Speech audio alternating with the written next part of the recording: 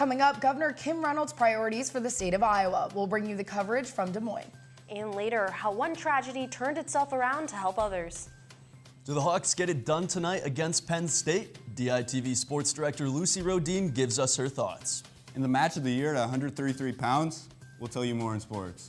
Temperatures will be reaching down into the single digits this week, and I'll tell you just how cold it's going to get coming up in weather. All that and more is coming up on this Wednesday, January 16th edition of DITV. Don't click away, it all starts now.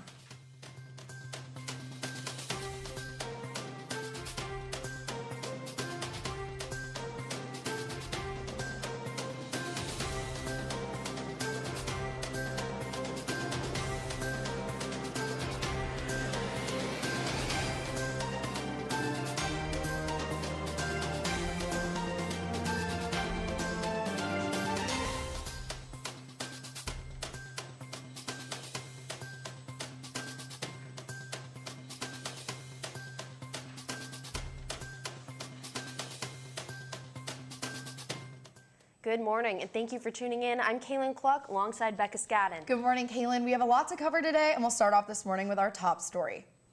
Governor Kim Reynolds has given her second condition of the state address, her first as an elected governor. With more, we have DITV News reporter Jacob Gunther in the studio. That's right, Reynolds laid out her main priorities for the upcoming session. From mental health to education, Reynolds spoke on it all. Reynolds has proposed to set aside $11 million for mental health funding in the 2020 fiscal year. As part of this funding, Reynolds is proposing an additional $3 million to train teachers in mental and behavioral health.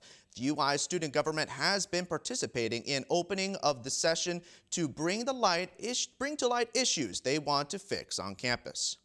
So support for funding for University of Iowa and all the region universities, medical amnesty, trying to promote amnesty for people calling for help, and our third is landlord-tenant relationships, so being able to ensure that students are getting their money back for deposits and building positive, healthy relationships with their landlords. Also in 2020, the UI is slated to receive an extra $7 million in funding, but that's if the legislature approves Reynolds' proposal. To learn more about Reynolds' initiatives, you can go to dailyiowan.com or pick up a copy of the Daily Iowan. In the studio, Jacob Gunther, DITV. Kaylin, back to you. The current government shutdown is now said to be the longest in U.S. history. The government was shut down nearly 3 weeks ago after President Donald Trump failed to secure more funding for border security. House Democrats are currently pressuring Senate Republicans with another series of bills in hopes to reopen the government. Yesterday, President Trump attempted to have a luncheon to bring together the two political parties. However, Republicans are saying no one showed. It's unfortunate this was supposed to be a bipartisan lunch. But not a single Democrat offered to come here and negotiate how we end this partial shutdown. It's disappointing to me, somebody who represents a marginal district in central Illinois. We want to see our TSA agents get paid. We want to see our air traffic controllers get paid.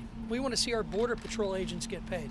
But there is a crisis at the southern border, and we've got to do everything we can to make sure that the president gets a chance to negotiate a plan.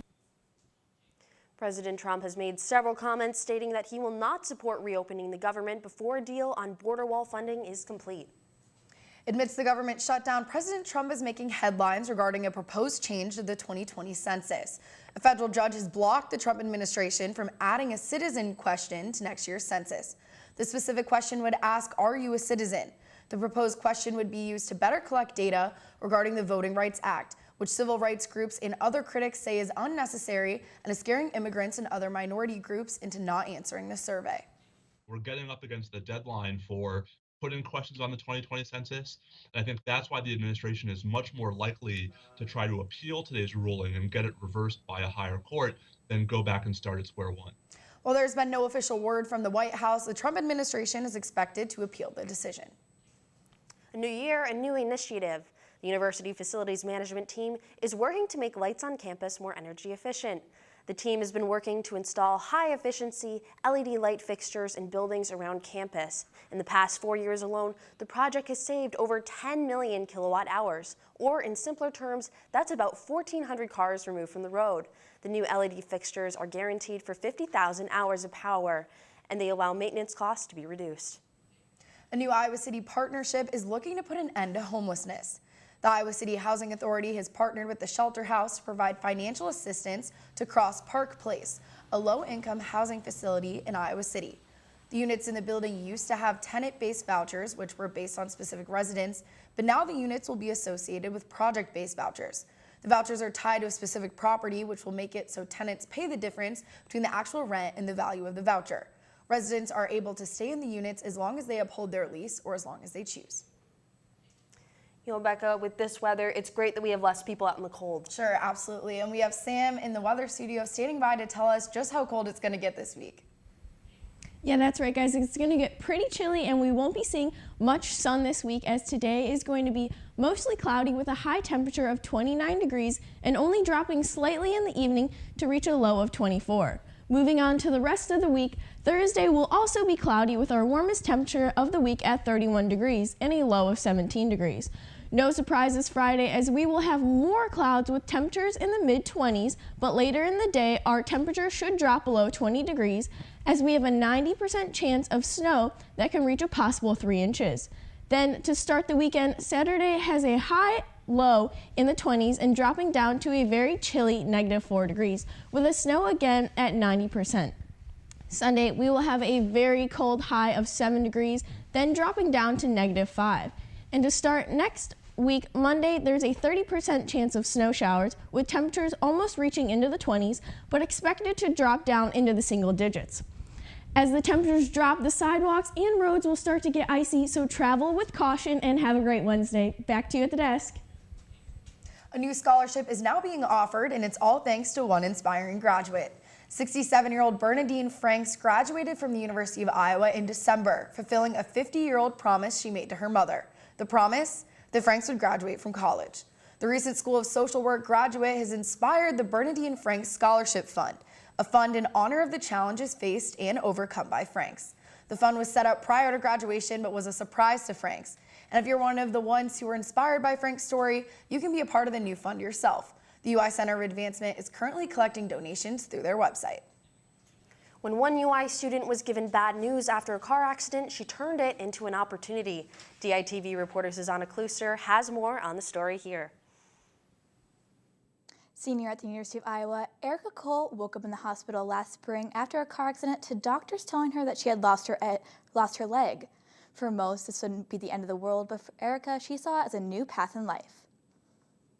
When life gave Erica Cole lemons, Erica made lemonade.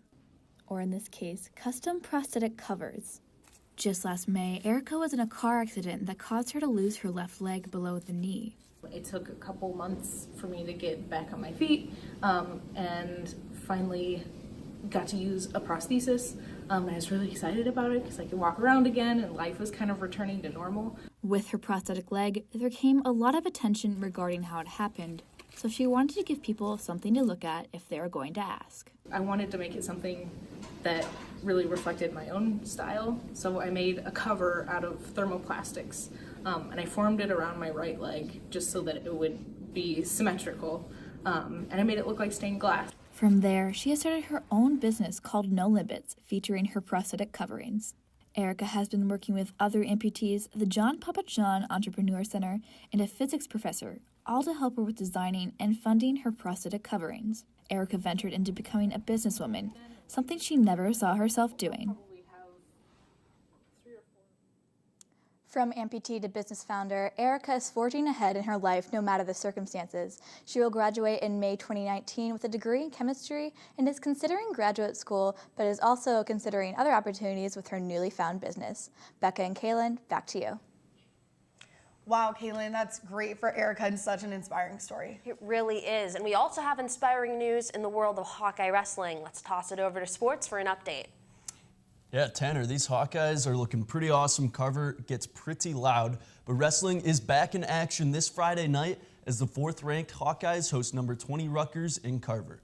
Here's what the team had to say about the matchup.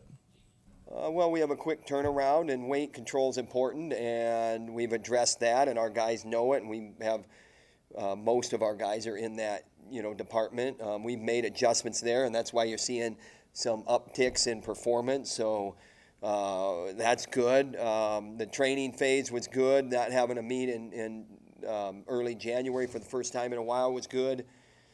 This Friday, Sunday coming up, we just got to be ready. I just think a big part of that is mentality. My mentality's been right on Anthony Aslan as soon as I stepped off the mat in Minnesota. So I've been preparing myself mentally and physically, and I wanna make this match feel long for him. I want to make this 7-minute match feel like it's 7 hours. I want to really, give him no space or room to breathe. So yeah. Well, you always have to look forward to, on the big show on the horizon, but obviously our mindset is one thing at a time, one practice at a time, one day at a time, one shot at a time. And so obviously I'm excited for Big Tens and Nationals. It's a big part of our, careers and our lives. But right now we're focused on the next best thing, and right now that's today's practice. You can watch the Hawks throw down with the Scarlet Knights live on the Big Ten Network at 8 p.m.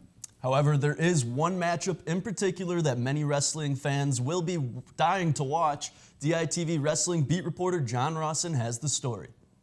Austin DeSanto has the biggest chance he's ever had to prove himself at Iowa. This Friday night against Rutgers, he faces off with third-ranked Nick Suriano. I'm looking forward to it. He's been the guy since we were little. He's always been good, so I've never wrestled him before, so it's gonna be pretty cool to get my just to wrestle him, man. It's gonna be cool. But Tom Brands thinks this match is a little more than cool. That should be a pay-per-view match. The Big Ten Network, is it live, Big Ten Network again? The Big Ten Network should sell the 133-pound match pay-per-view. Stop. The Big Ten Network's running. Stop at 133, pay-per-view, DeSanto, Suriano, and then get the free TV going again. That's what should happen. All that aside, Brands has one final thought on DeSanto versus Suriano. But I'll tell you one thing, he's going to wrestle 7 minutes, and he's a handful. Reporting from Carver Hawkeye Arena, this has been Jonathan Rawson, DITV Sports. You have to love Brands saying it's going to be a pay-per-view match. It's really going to be a great scrap. Well, on to men's basketball. The Iowa men's basketball team is on a hot 3-game win streak, and tonight as they head to Penn State for a Big Ten road matchup. We have DITV sports director and men's basketball beat reporter standing by live in the newsroom with more. Good morning, Lucy. Good morning, guys. All right, now Lucy, Tyler Cook went down with an ankle injury against Ohio State this past weekend. What is his status for tonight? So right now, Fran said Cook is a game-time decision. He didn't practice at all Monday and had a limited practice on Tuesday. So he's kind of iffy. If Tyler Cook doesn't play, Nicholas Baer will start in his place. But Fran said that Luka's injury a couple weeks ago was much worse than what Tyler's is right now. So Iowa fans should have that to be pretty optimistic about. So I'm not thinking we're going to see Tyler tonight, but we probably will see him this Sunday when Iowa takes on Illinois at home. All right, thanks, Lucy. Nicholas Baer would definitely not be the worst addition into the starting lineup, but that's going to do it for us in sports. We're tossing it back to you at the desk. And that's all we have for you on this Wednesday morning edition of DITV. Be sure to head to dailyiowan.com for all your latest news every day of the week. For DITV, I'm Becca Scadden. And I'm Kaylin Cluck. We'll see you back here tomorrow, same time, same place.